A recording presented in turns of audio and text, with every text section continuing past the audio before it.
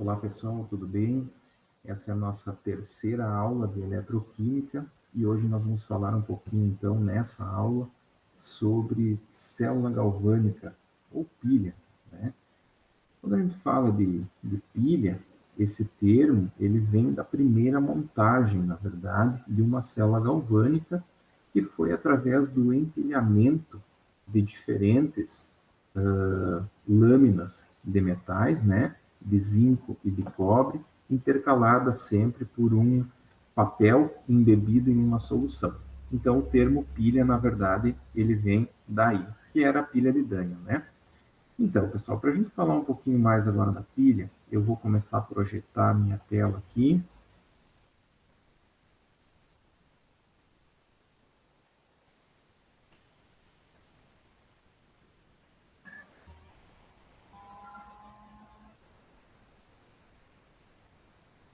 Muito bem. Então, olha só. Iniciamos olhando, então, né, uma pilha e relembrando aquilo que a gente já viu nas aulas anteriores. Então, quando a gente fala em pilha, né, uma célula eletroquímica, uma célula galvânica, nós estamos sempre falando de uma reação de óxido-redução espontânea. Ou seja, nós estamos falando que um elétron vai ser transferido do material que tem um menor potencial padrão de redução para o material que tem o maior potencial padrão de redução, ou seja, da espécie química de menor potencial padrão de redução para a espécie química de maior potencial padrão de redução. E, a partir disso, nós podemos transformar essa energia química, por exemplo, em energia elétrica. A questão aqui, que a gente precisa avaliar primeiro, é a seguinte, né? Antes eu falei que eram lâminas de metais sempre divididas por um papel embebido em solução. E por que isso? Né? Por que a importância da solução? Então, vamos fazer um trabalho de imaginação aqui. Se nós não tivéssemos essas soluções aqui, tivéssemos apenas essa placa de zinco e essa placa de cobre ligadas diretamente entre si, o que nós teríamos aqui com o passar do tempo é, sim, uma transferência de elétrons aqui do zinco para o cobre, né? Mas não com o mesmo funcionamento que nós teríamos aqui com essa estrutura toda. Ou se nós encostássemos simplesmente, né, uma placa de zinco e uma placa de cobre, nós não teríamos a formação da corrente elétrica que nós precisamos para a transformação disso em trabalho, né, através de energia elétrica. Então, essa montagem aqui, ó, essa estrutura montada aqui, ela se explica pelo seguinte motivo. Primeiramente, se eu quero transferir elétron do zinco para o cobre, o que eu preciso? Eu preciso de um fio condutor. Ok, eu tenho fio condutor. Esse fio condutor ele está passando aqui por esse equipamento e está chegando aqui, tá? Se nós não passássemos por esse equipamento, não teria problema nenhum. Esse fio condutor chegaria até aqui sem problema nenhum, tá? Esse elétron chegaria até aqui. A questão é que nós não teríamos gerado nenhum trabalho com esse elétron que teria se transferido. Então, para nós entendermos o porquê dessa estrutura aqui, primeiro, por que é que nós temos uma solução aqui de zinco, né, iônico, e uma placa de zinco mergulhada aqui, e por que nós temos uma solução aqui de cobre iônico e uma placa de cobre mergulhada aqui? Bom, a questão é que quando esse átomo de zinco perder o elétron para a placa de cobre, um átomo de cobre desses que está aqui em contato com essa placa de cobre vai se depositar aqui. Então, essa é a primeira situação, tá? Só que no momento que esse átomo de zinco que está aqui na placa liberar esse elétron, ele não é mais um zinco sólido, ele é um zinco iônico, e ele precisa de uma solução para vir. Então, por isso que essa placa de zinco precisa estar mergulhada aqui, nessa solução de zinco. E não adianta nada o elétron chegar até aqui na placa de cobre, porque esses átomos que estão na placa de cobre, eles já estão com os seus elétrons. Não existe deficiência de elétron aqui nesta placa de cobre. Mas se tiver átomos de cobre no seu formato iônico, na sua condição iônica, em contato com essa placa, o elétron que chegar aqui vai ser recebido por esse átomo de cobre que está na forma iônica, e ao ele receber o elétron, ele sofre uma redução, ou seja, ele se transforma em cobre sólido, e aí ele se deposita na placa. Então, o que nós temos aqui? Primeiramente, o zinco saindo do seu estado sólido, indo para o seu estado iônico. Por quê? Porque quando nós firmamos esse grampinho aqui com esse sistema todo, o cobre, por ter um potencial padrão de redução maior do que o zinco, vai puxar elétrons desses átomos de zinco para cá.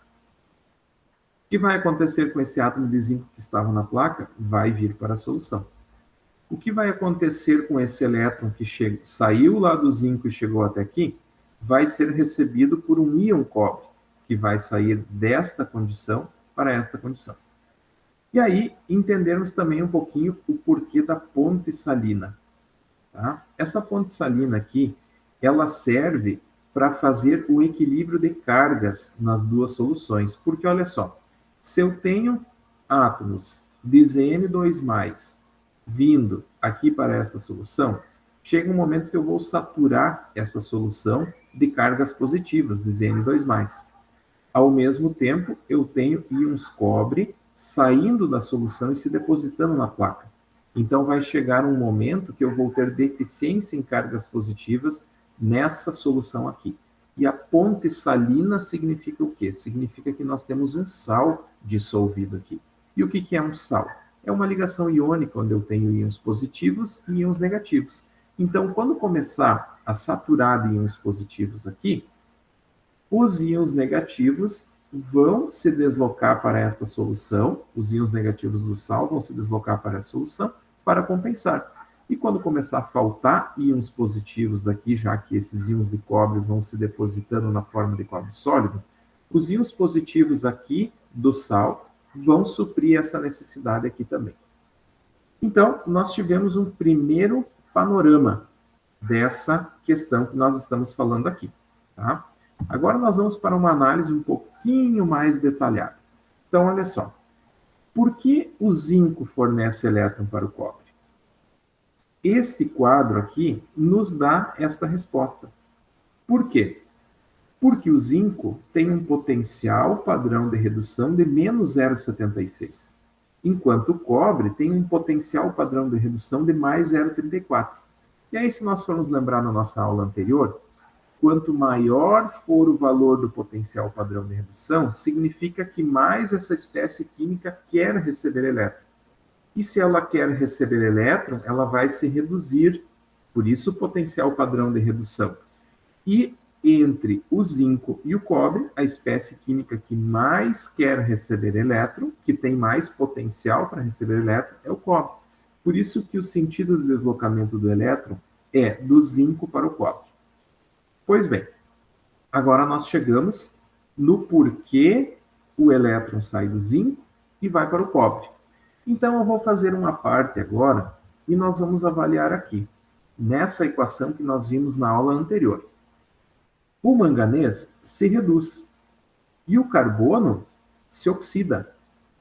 Então, isso significa que se nós tivéssemos uma pilha formada por esta equação de reação aqui, nós teríamos o manganês recebendo os elétrons, ele seria um dos polos, e o carbono seria o outro polo, cedendo os elétrons. Então, os elétrons sairiam do polo do carbono e iriam até o polo do manganês. Então, quando a gente faz uma equação, faz um balanceamento de uma equação redox, é isso que nós estamos dizendo. Quando nós definimos quem é o material que se reduz, quem é a espécie química que se reduz e quem é a espécie química que se oxida, nós estamos dizendo que se nós montássemos uma pilha com isso, aquele que está se reduzindo seria o polo que receberia elétrons, e aquele que está se oxidando seria o polo que perderia elétrons.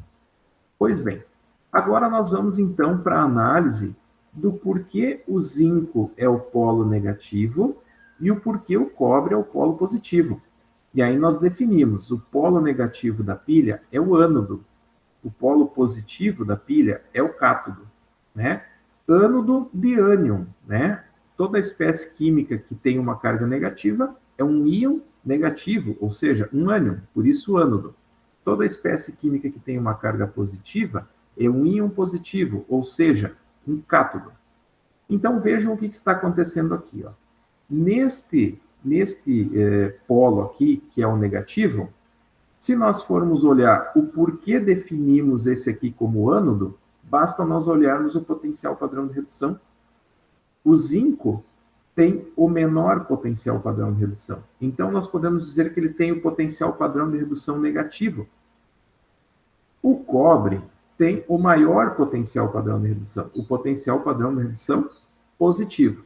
E aí nós definimos, aquele que tem o menor potencial padrão de redução vai ser o ânodo. Aquele que tem o maior potencial padrão de redução vai ser o cátodo. Mas de que forma a gente poderia lembrar isso ainda, diferente dessa questão do potencial padrão de redução? Então vamos pensar assim. Polo negativo é o ânodo. Quem se movimenta? Quem se movimenta, qual é a partícula que se movimenta? É o elétron. Então, o elétron só pode sair do polo que é negativo, ou seja, que vai poder fornecer elétron. E ele só pode ser atraído por um polo que é positivo. Por quê? Porque negativo e positivo se atraem. Então, o fato do polo positivo, aqui o cobre, né, o cátodo, ter esta condição de maior capacidade de atração a elétrons, me diz que ele é o positivo e o ânodo automaticamente vai ser aquele que fornece o elétron. Certo. Já definimos, então, como nós fazemos a questão da definição, então, do ânodo e do cátodo, polo negativo e polo positivo. Agora nós vamos analisar o que acontece no ânodo, no polo negativo. Então, se a gente for para este detalhe aqui, ó, da imagem, é como se nós tirássemos aqui, ó, um detalhe muito minúsculo aqui da placa de zinco. O que a gente observa que está acontecendo aqui? Ó? Tem elétrons sendo fornecidos, né? O elétron está saindo daqui e está vindo aqui para o cobre. Só que quando esse átomo de zinco perde esses dois elétrons aqui, ele não consegue mais ficar na forma sólida, porque ele não é mais um ZnS, como a gente está representando aqui. Agora ele é um Zn2+, mas N2+ não fica na forma sólida. Então quer dizer que ele vem para a solução. Então, olha só, esse Zn2+ aqui, ó, veio para a solução. Olha só o que acontece com o eletrodo de zinco, corrosão. Por quê? Porque ele está perdendo elétrons, e está liberando seus átomos para a solução. No outro polo, o que nós podemos observar? Se nós formos avaliar aqui no detalhe, nós vemos que tem átomos de cobre, aliás, íons de cobre aqui na solução, e quando aquele elétron, olha só, o elétron que saiu daqui do zinco, fez todo o caminho, chegou aqui. Este átomo aqui, ó, este íon de cobre, recebeu esses dois elétrons e se depositou aqui. Porque se ele recebe, olha só, ele é um Cu2+, ele ganha dois elétrons. Como que ele fica? Ele fica cobre sólido. Então, ele precisa se depositar aqui, ele não vai ficar um cobre sólido aqui na solução, ele vai se depositar na placa. E aí, o que acontece com o eletrodo de cobre? Acontece uma deposição de átomos de cobre aqui no eletrodo de cobre. Então, o eletrodo de zinco acaba sendo corroído, porque libera íon zinco para a solução. O eletrodo de cobre sofre deposição. Por quê? Porque os íons de cobre que estavam na solução recebem os elétrons e se depositam. E aí nós temos que fazer uma análise aqui da semi-reação de oxidação e semi-reação de redução. O que está acontecendo com o zinco? Ele está fornecendo elétron, ele está saindo do estado sólido, vindo para o estado iônico e liberando dois elétrons, né? O que está acontecendo aqui na semi-reação de redução? Eu tenho aqui os cobres iônicos que estão ganhando esses dois elétrons liberados pelo zinco e se tornando cobre sólido. Reação global. O que eu vou fazer? Eu vou cortar esses elétrons aqui, que estão em lados opostos, né? Na semi-reação de oxidação, os elétrons estão ao lado direito da seta de indicação de reação. Na semi-reação de redução, os elétrons estão no lado esquerdo da seta de indicação de reação. Cortei os dois elétrons, sobrou o quê? Zn sólido mais Cu, 2 mais. Formando o quê? Zn2 mais Cu sólido. Então, essa é a minha equação de reação global. Ok, voltamos aqui para esta estrutura. Por que é que eu tenho a ponte salina? Nós temos a ponte salina aqui pelo seguinte motivo. Quando os átomos, como eu expliquei antes, agora a gente vai detalhar um pouquinho mais. Quando os átomos de zinco fornecem o elétron lá para os átomos de cobre, eles vêm para a solução. Só que essa solução aqui, ela é Zn2+, e Na3-. E aí, o que, que acontece nesse equilíbrio químico de cargas que nós tínhamos aqui? Eu não estou aumentando a quantidade de Na3-, mas eu estou aumentando a quantidade de Zn2+. Então, o Na3- não vai dar conta de neutralizar o Zn2+. E essa ponte salina aqui, ó, ela contém K+, e Cl-. Então, essa ponte salina ela vai fazer este equilíbrio das cargas. Se eu preciso de mais cargas negativas aqui, eu vou fornecer cargas negativas aqui, ou eu simplesmente vou absorver, através da ponte salina, cargas positivas que estão em excesso aqui. Já no outro lado, no outro polo, o que é que eu tenho? Um consumo de cargas positivas que vão se depositar aqui na placa de cobre. E aí eu preciso fazer um equilíbrio, por quê? Porque eu vou ter muitas cargas negativas do Na3- e poucas cargas positivas do CO2+, que está sendo consumido. Então, aqui eu estou produzindo cargas positivas, eu preciso compensar com cargas negativas. Ou consumir, através da ponte salina, essas cargas negativas. Aqui neste polo, eu estou consumindo cargas positivas. Então, eu preciso ou fornecer mais cargas positivas ou consumir as cargas negativas em excesso. E este é o papel da ponte salina. Ou fornecer cargas positivas ou negativas, ou consumir da solução as cargas positivas e negativas. Certo. Agora nós vamos, então, para a questão de qual a DDP dessa pilha, qual a força eletromotriz e entender de onde vem, de onde a gente tira este valor que está sendo marcado aqui pelo voltímetro. Então, neste momento aqui, ó, eu não estou transformando a energia química em energia elétrica. Por quê? Porque eu estou simplesmente fazendo ela passar pelo voltímetro e chegar aqui ao cobre, né? Mas se eu colocasse uma lâmpada aqui, essa lâmpada se acenderia. E aí sim eu estaria transformando, então, energia química em energia elétrica e, posteriormente, energia elétrica em energia luminosa, né, da lâmpada. Mas esse valor que o voltímetro está me dizendo aqui, 1,1 volts, de onde surge isso? De onde eu tiro isso? Então, a gente pode ver aqui, ó, que esse é o ΔE, né? E o ΔE ele é calculado da seguinte forma: potencial padrão de redução maior menos o potencial padrão de redução menor. O que eu tenho, então, aqui? Ó? Quem é o meu potencial padrão de redução maior? Quem é o meu cátodo? É o cobre, é mais 0,34. Quem é o ânodo? É o zinco, é menos 0,76. Então, eu vou fazer aqui mais 0,34 menos 0,76, ou seja, o meu ΔE é mais 1,1. Bom, vou trabalhar com vocês de uma forma um pouquinho diferente isso aqui.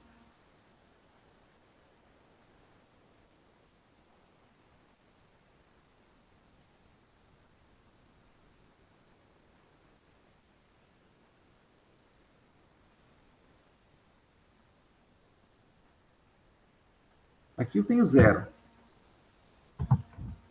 volts.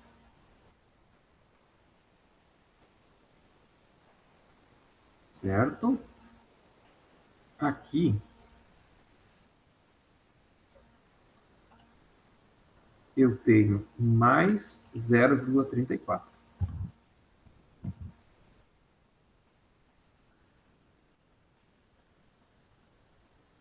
Não vai ficar muito proporcional, né? mas vai dar para ter uma noção.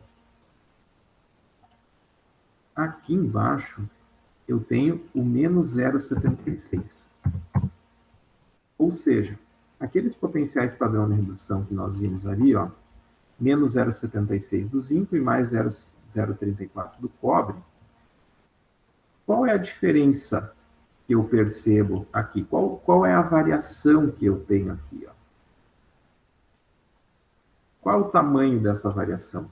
De menos 0,76 a mais 0,34, eu vou variar aqui 0,76 mais 0,34.